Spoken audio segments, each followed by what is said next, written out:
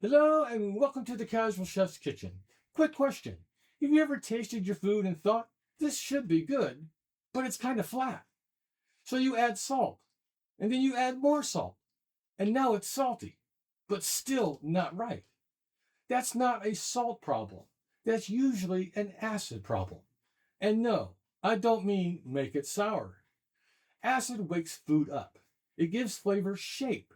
It's the difference between fine and oh, there it is. Here's a quick cheat code. If it tastes bland, salt. If it tastes heavy or one note, acid. A squeeze of lemon, a splash of vinegar, tomatoes, something fermented. And suddenly the dish makes sense.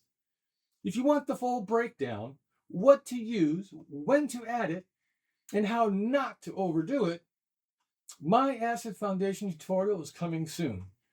Save this, share it with a friend who always oversalts, and tell me what dish you struggle with most.